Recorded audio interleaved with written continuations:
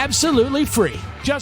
Hello everyone and welcome back into the GSMC Dead Ball Sports Podcast, brought to you as always by the GSMC Sports Network. And for our third segment of today's show, we transfer back into the landscape of the NFL for an interesting segment that looks at the Super Bowl champions' future.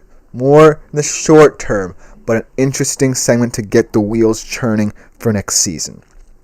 Now that the Philadelphia Eagles have been crowned the Super Bowl champion, it will be intriguing to see over the coming months who emerges as a team that will play them in the first game and try to knock them down a peg. It's always interesting to see, for example, when the Chiefs dynasty started, how teams would adapt to a new champion at the top of the heap, a new king of the hill, so to speak. And throughout the years, whether it be upstart teams or teams that could match them toe-to-toe, the first games told us a lot about how the NFL viewed their newest champion.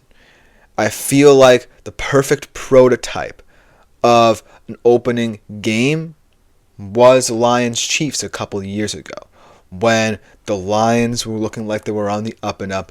This was right after they ended the first season of the Dan Campbell era, a little bit hopeful, and they were entering a new horizon.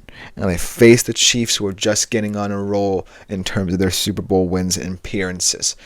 And they went toe-to-toe and really allowed the NFL to think, hey, the Kansas City Chiefs are not necessarily as powerful and dominant as we thought.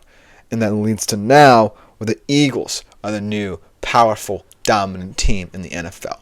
And now that leads to the question, who can usurp them? Who will get a shot at usurping them in the opening game of the season? So without further ado, let's just jump right into the leading candidates, starting off with that very same Detroit team who a couple years ago went toe-to-toe with the Kansas City Chiefs. This time it will be harder because a lot of things are different about both teams. Splash Bros says it has to be an NFC team. The Commanders make sense. If they go into a conference, I'd love to see them face Baltimore or Buffalo. We'll get to several of those teams, but I want to take a more interesting bent here and not necessarily start out with the obvious here. And Detroit and Philly are two teams who I feel like are building the same way, but are going about it a bit differently, whether by force or by actual, building and retooling of the roster. For the Eagles, it's all about, how they build to the draft and how, that line got built, how both lines for that matter got built, and then in terms of building around Jalen Hurts, investing in, say, a guy like Saquon Barkley in the free agency market to truly make this attack a little bit more diverse, because you already have weapons like A.J. Brown, Devontae Smith there as well. And then Detroit kind of did a similar thing. Even though a lot of people thought they got the short end of the stick in the Matthew Stafford trade, they turned Jared Goff into a capable quarterback and invested in a lot of pieces around him, especially along the offensive line. The defense a little bit more iffy, though, even though Aiden Hutchinson is coming back and they could potentially swing for the fences for Myles Garrett. I think that this Detroit Lions team is on the right track. But the big storylines will be that both of them will be without coordinators. For the Eagles, Kellen Moore. For Detroit, both Aaron Glenn and Ben Johnson are gone now, as Splash Joes alludes to, and they said they had their chance last year. They need to prove themselves again. D players come back with no more Glenn to run the defense.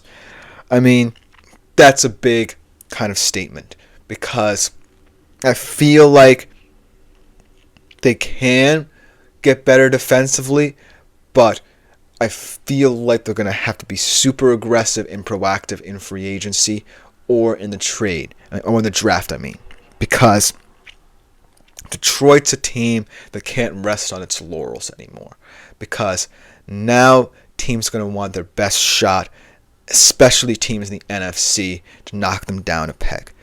But by putting them in the first game, the NFL will be saying, we are still investing in this Lions team. We may not know how these coordinators will pan out, and this defense could still be a little bit iffy. But by putting them up against Philly, they're putting them in a spotlight and saying, go prove that we can invest in an NFC rivalry that could transpire for the next couple of years that's not an interdivisional one, which we'll get into later in this segment.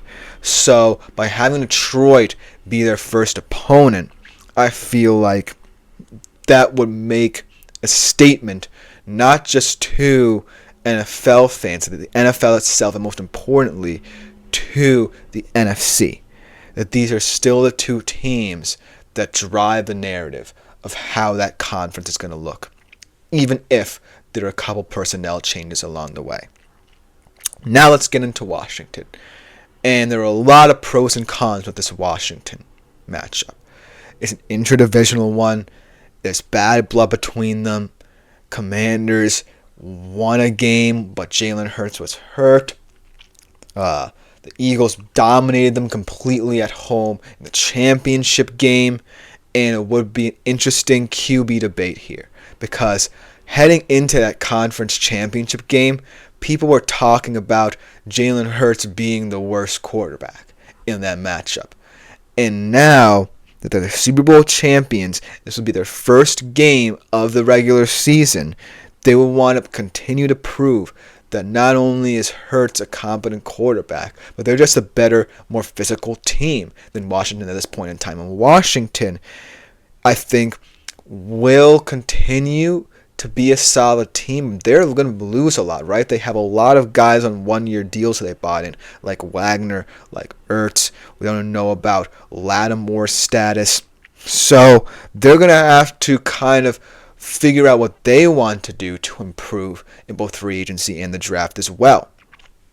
So while it will be an entertaining game, there's still a lot of questions surrounding this Washington team in terms of how far away they are from being able to completely compete with Philly.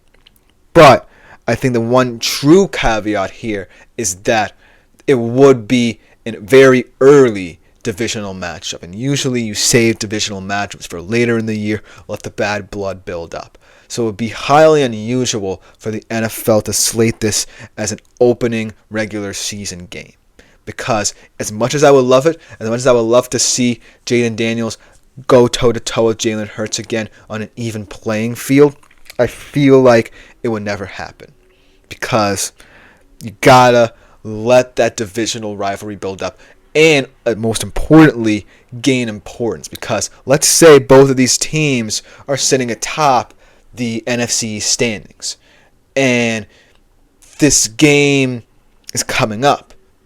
Why have the first game of the two games they play on each other be in week one, where it's less important, than have them split up evenly throughout the regular season?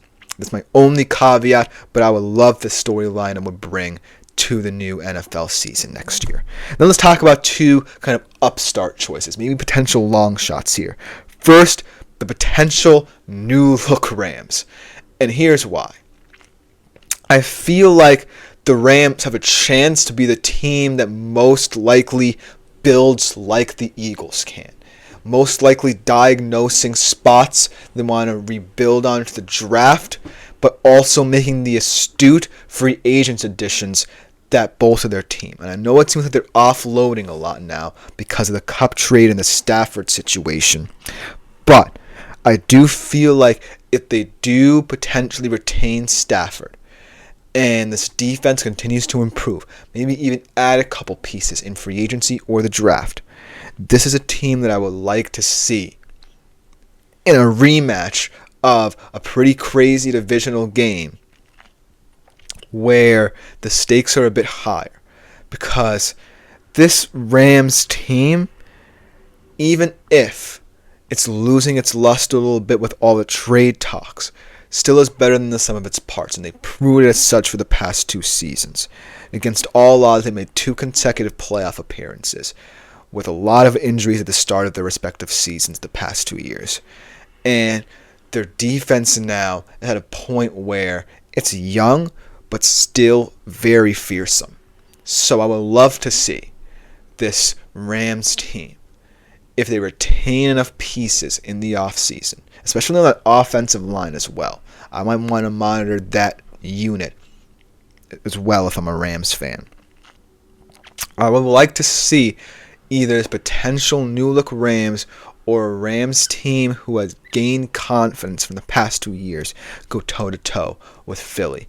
And it will be a battle of the trenches that I would love to see who comes out on top on. Because I feel like in that divisional round game, the Rams let the elements get to them a little bit early and then found their footing. But I want to see it in a neutral, not necessarily a neutral site because it can't happen, but I want to see this in a comfortable setting for both teams where elements don't play a role and the Rams can really make a run at this. So it'll be an interesting game. And the final opponent's probably the weirdest one, but kind of would give this opening game a Lions-Chiefs several years ago feel to it. How about the Denver Broncos? This is a team that I feel like is on the up and up in a tough division itself, and I feel like the narrative is there as well. Even though Sean Payton's kind of a bad boy in the NFL, so to speak. He's not necessarily a Dan Campbell figure. But the Broncos team exudes that confidence, that youth, that exuberance of what the Lions showed a couple years ago. And I think that in year 2, Bo Nix could have fully invested in the culture and identity Payton's trying to build, and most importantly matured as well. He could have new weapons in his receiving core as well. And ultimately, even though this defense has a couple free agents I'm worried about, I still think that's going to be a solid defense. As long as Patrick Surtain II is there, I'm not doubting this defense. So that would be a very, very intriguing game if you wanted to go kind of the David versus Goliath route, much like you did 2 years ago with the Lions. But ultimately, this list of teams shows a little bit about how the narrative can be written about not just the opponent, but the Eagles themselves. Because the Eagles, I feel like, could be on their path to dominating the NFL for the next couple of years. So, creating the narrative about who could be the biggest challenger could be an interesting storyline. I can't wait to see who it's going to be when they step on the field 2025. But without further ado, let's get into our fourth segment after this short break with the 5 teams under the most pressure, not just after the All-Star break, but the trade deadline in the NBA right after this one.